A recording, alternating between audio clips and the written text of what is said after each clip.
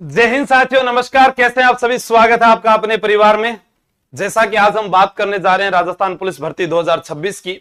वैसे तो ये बात आप लोगों को करनी चाहिए, लेकिन आज के इस युवा से क्या उम्मीद की जाए जो कहेगी सर मैं तो लेट उठता हूं, मैं इंस्टाग्राम में बिजी रहता हूं, मुझे कुछ नहीं करना, मुझे कुछ नहीं दिख रहा, मैं सोना बाबू के चक्कर में अपना करियर खराब कर बैठा हूं, माता पिता ने बहुत सारे पैसे लगाए, बचपन से लेकर आज तक मुझे पढ़ाया, मैंने जीवन में डिग्रियां हासिल कर ली, लेकिन मैं कुछ नहीं कर पाया, मैं आज भी उस बेरोजगारी की श्रेणी में आता हूं, फिर भी अपने हकों के लिए जो है मैं आवाज नहीं उठाता हूं, मुझे इसीलिए बेरोजगार कहा जाता है।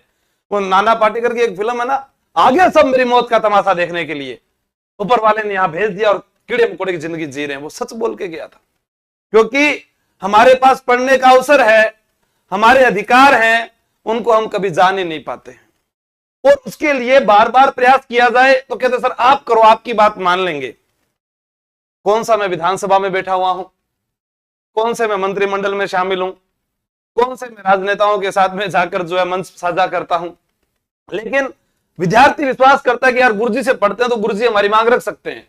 और राजस्थान में जब राजस्थान पुलिस की भर्ती की बात आती है तो प्रत्येक जिले का विद्यार्थी जो है, चाहे वो ऑफलाइन आए, चाहे ऑनलाइन आए, चाहे वो बुक लेने के लिए जाए, क्या आशु सर के पास चलते हैं। मैंने आशु सर को भी बोला कि आशु सर आप विद्यार्थियों के लिए पुलिस की मांग क्यों नहीं उठाते। आशु सर ने कहा कौन से विद्यार्थियों के लिए मांग उठाऊं? अगर आज तैयारी करने वाले 10,000 पद आते हैं तो पढ़ने वाले उतने विद्यार्थी नजर नहीं आते। आज से पहले की जो परीक्षाएं हुई थी उनके अंदर बहुत सारे विद्यार्थी पढ़ते थे। आज वालों को कहना पड़ता कि एक बार क्लास सबको शेयर करो, फिर वो पढ़ेंगे। लेकिन अभी अपने आज बात करते हैं, विद्यार्थियों के साथ एक धोखा हो रहा है और जिसको आप समझ नहीं पाओगे। हमारे एक अजीज मित्र हैं सुनील जी शेरावत, रीजनिंग पढ़ाते, उन्होंने भी कहा, उसी बात को मैं मद्देनजर रखते हुए रखता हूं। राजस्थान पुलिस की भर्ती विद्यार्थियों के साथ हर बार धोखा क्यों? यह धोखा तो वो धोखा है कि पुलिस का सिलेबस जारी किया जाए, पुलिस भर्ती का सिलेबस जारी किया जाए।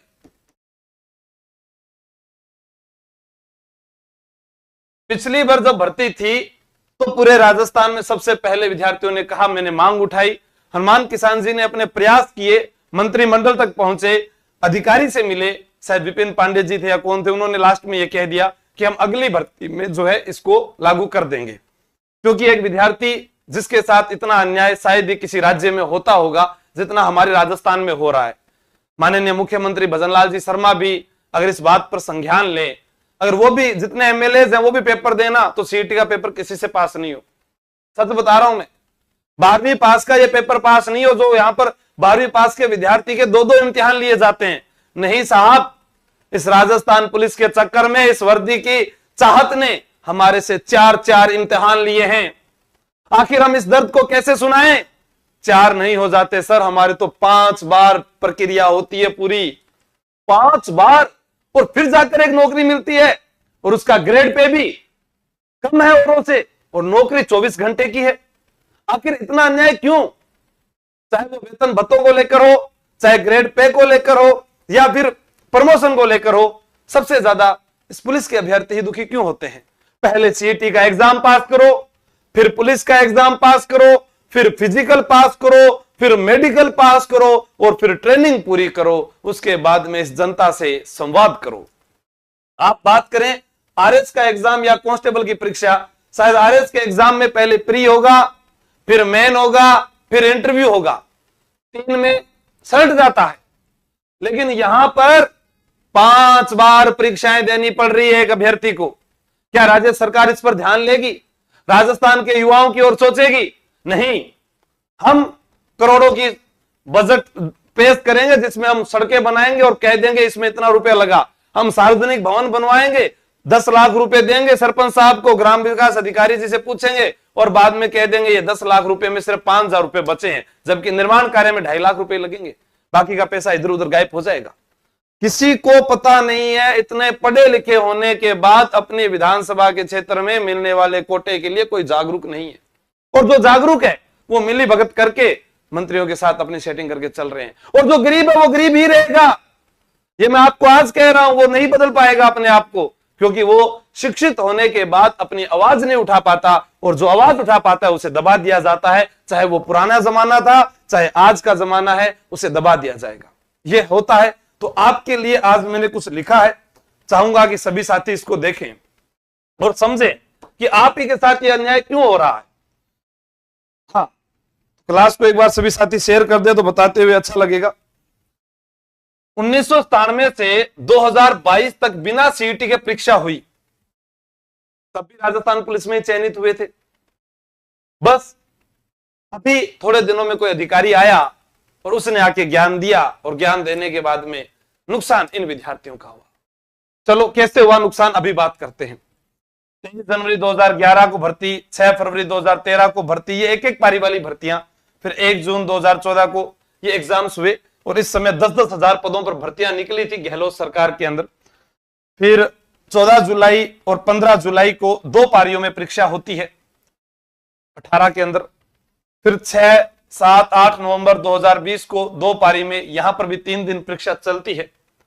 और लगातार मैं कहूं तो यहां से 2020 की भर्ती वाले विद्यार्थी अपने प्लेटफॉर्म से पढ़कर आगे बढ़े, 2022 वाले पढ़े, और उसके बाद आगे भी जो एग्जाम आएंगे मैं बताऊंगा वहां पर। तो 13, 14, 15, 16 मई 2022 2 पारी को परीक्षा होती है, ऑनलाइन परीक्षा, जिसमें गड़बड़ी होने के कारण पेपर को रद्द कर दिया जाता है 2 जुलाई 2022 को। फिर आगे क्या होता है, चलो आज पूरे सच को बता ही दे। 2023 में पहली बार सीईटी से 15 गुना के फिजिकल के लिए बुलाया गया। कितने गुना? 15 गुना फिजिकल के लिए 2023 में यहां पर बुलाते हैं। फिर 2025 में सीईटी के अंदर कहते हैं कि 40% का नियम लागू करके पहले एग्जाम फिर फिजिकल, और इस फिजिकल में फिर 5 गुना, कभी 15 गुना कभी 5 गुना, इस प्रकार से चलता रहता है ये। ठीक है, अब सवाल ये नहीं है कि आप पेपर ले रहे हो या क्या कर रहे हो, आप दूसरी समान योग्यता वाली भर्तियों को देखिए जिनमें उनको कितने चरणों से गुजरना पड़ता है। यहां पर एक कांस्टेबल बनने के लिए CET, police paper, physical, medical, training. तो ट्रेनिंग तो लगभग सभी की होती है, लेकिन भैया हाँ इनकी थोड़ी हार्ड ही होती है ना। इतनी प्रक्रिया से गुजरने के बाद उसे जीवन भर का रोजी रोटी का सुख जो है मिलता है। एग्जाम सीटी के बाद में, एग्जाम के बाद जब 5 गुना ही लेने होते हैं, फिर पुलिस के विद्यार्थियों के 2 एग्जाम क्यों लेने? भाई आपने 1997 से 2022 तक जितने भी एग्जाम्स करवाए, इस सीटी से पहले जितने भी एग्जाम्स करवाए, उनमें एक बात तय कर रखी थी कि हमें 5 गुना अभ्यर्थी ही लेने हैं। फिर सीटी करवाकर भी जब 5 गुना लेने हैं तो फिर नया क्या किया?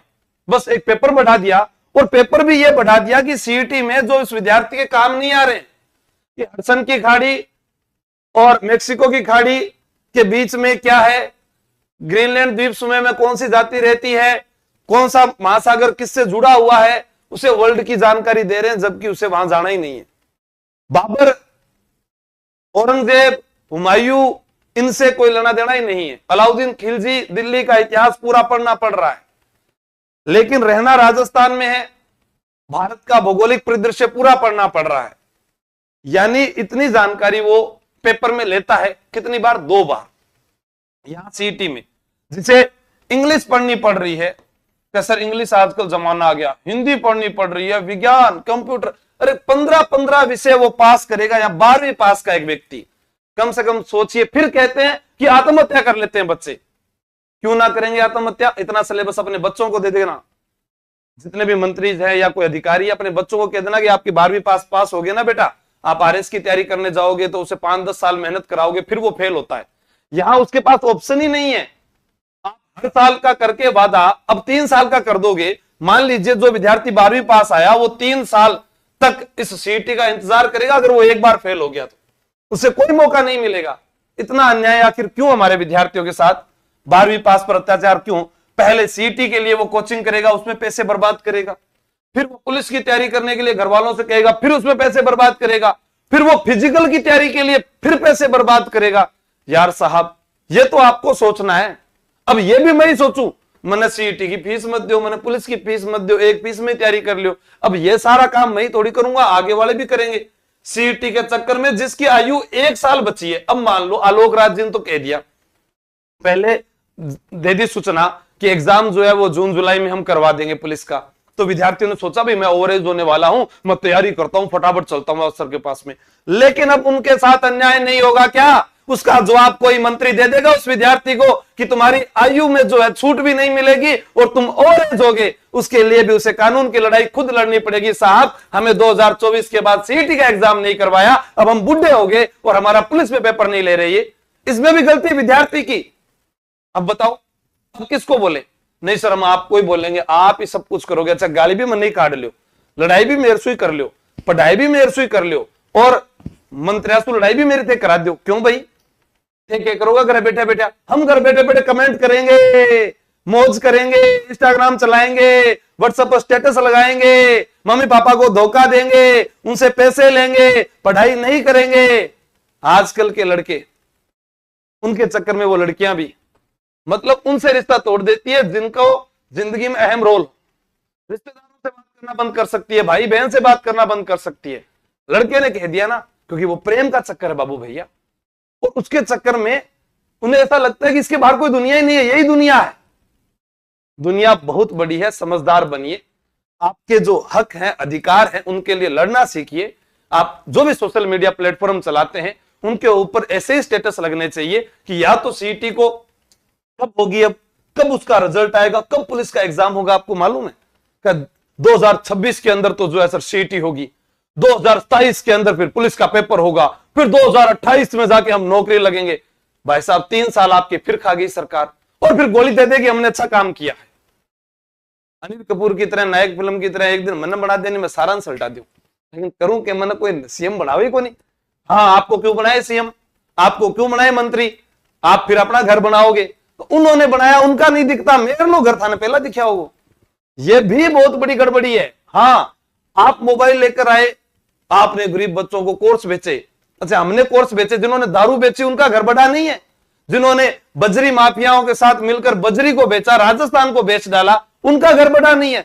पर जो आदमी सुबह शाम क्लास लेता है, पढ़ाता है, पूरे दिन अपनी मेहनत करके खाता है, वो अगर घर बड़ा बना लेगा तो वो आपको दिखेगा, उसका दर्द जरूर होता है। क्योंकि मूर्ख जनता की एक निशानी होती है, अक्लमंद जो होते हैं वो सिर्फ ट्वीट करते हैं और मूर्ख लोग उसके ऊपर बहस करते हैं।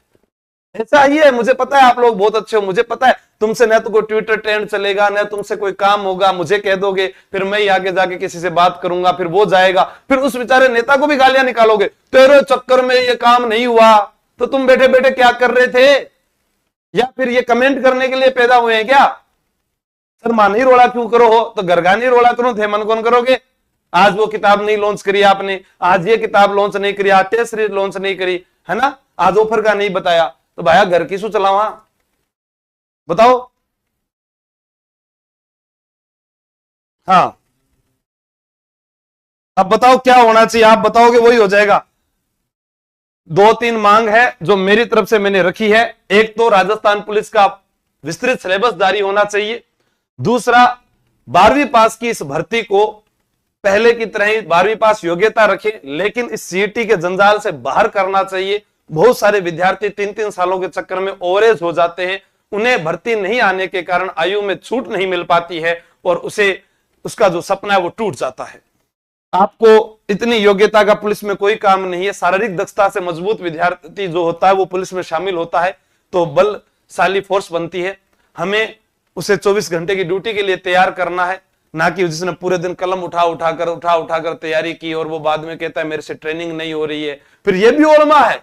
हाँ पुराने वाले पुलिसकर्मी जो साथी हैं उनको ओलमा है नई वाली पीढ़ी से कि ये तो पूरे दिन रील बनाते हैं, पूरे दिन स्टेटस लगाते हैं, क्योंकि फिर ज्यादा पढ़े लिखे जाएंगे तो फिर ये भी प्रॉब्लम तो आएगी।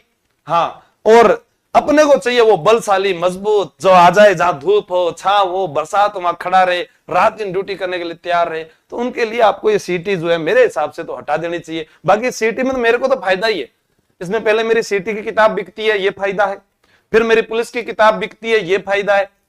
ऑफलाइन सीटी का बैच पढ़ो और फिर पुलिस का बैच पढ़ो, दोनों में, और ऐसे ही ऑनलाइन, मेरे को तो फायदा है। लेकिन यहां बात विद्यार्थी हित की हो रही है तो वहां पर इस चीज को देखना होगा। कोई भी भर्ती हो जहां पर आपने ऐसे प्रोपगेंडा चला दिए, पता नहीं किसके कहने पर चलाए, इन पर ध्यान देना चाहिए। हाँ, और आप में किसी में एकता नहीं है, स्टूडेंट्स में भी नहीं है। क्लास के बाद में अब कह देना कमेंट करके जो आपकी मांग है वो बता देना, कोई नहीं करेगा सर, आपने कर दिया, तमाशा खड़ा कर दिया, ये कमेंट आ सकता है। व्यूज के लिए पता नहीं क्या क्या करना पड़ता है। ये ऐसे बोलो, सोच देखिए, खुद से काम होता ही नहीं है। मैं आज भी कह रहा हूं, असफल व्यक्ति कमेंट करने, लड़ाई करने और इधर उधर की बातें करने के अलावा कोई काम नहीं करता है। उसके पास आईपीएल चलाने के लिए है, मोबाइल चलाने के लिए है, किसी को फोन पर याद आती है तो मारसू बात करो, अरे भाया पढ़ो, हाँ ठीक है। तो या तो 3 मांगे अपनी, पुलिस का सिलेबस जारी करवाओ,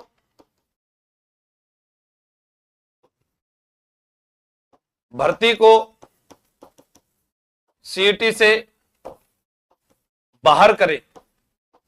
जब सीईटी में कराकर भी 5 गुना है और पहले भी 5 गुना थे, तो नया क्या किया है? योग्य अभ्यर्थी चाहिए, शारीरिक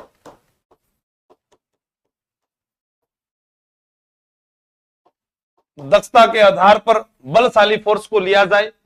और आपकी क्या मांग होती है वो आप कमेंट करके बता देना। बाकी तो देखो, मैं तो थार खातर बहुत सारों की बोल दी, अब के पता इनमें से कौन सी क्लिप काट थे वायरल करोगा, थार पर डिपेंड है। ओके, राम राम। और क्या बोलते हैं, जब भर्ती आएगी उससे, जैसे मान लो इस साल भर्ती आ रही है तो अगले साल की 1 जनवरी से आयु काउंटिंग होती है, तो बहुत सारे विद्यार्थियों को नुकसान हो जाएगा। वो जो असफल हुए अंतिम छोर पर, उनकी आंखों में आंसू आ रखे हैं साहब, एक बार मिलकर देखिए उनसे। फिर इसी कारण आत्महत्याएं बढ़ती है, इसी कारण जो है बेरोजगारी बढ़ती है कि उनकी कोई सुनता नहीं है। और दूसरी बात मैं थाना कह रही हूँ, आज रात में 9 बजे जो है एक मैराथन क्लास लेकर आ रही हूँ, कला संस्कृति की। मैं चाहूंगा कि थे इतना ही साथी जो है लाइव रहो, तो पढ़ावा में भी मजो आवे। पर थे ये बाता सुन बाता तो आ गया।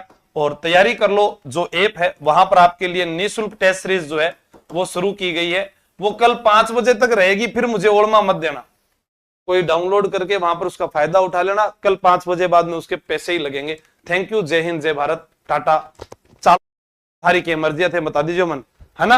और जो तैयारी करना चाहता है आगे की, वो मुझे मैसेज कर देना इस नंबर पर। सिर्फ ऑफलाइन आने वाला ही मैसेज करना, ऑनलाइन तो घर बैठे कर लेना। लाइब्रेरी में बैठ के वहां पर अच्छी फिल्में देख लेना, अच्छा अशोक खैरात को याद कर लेना, मेवाराम जी को या जैसलमेर वाले बाबा को, इन सबको तुम देख लेना आराम से। जैसे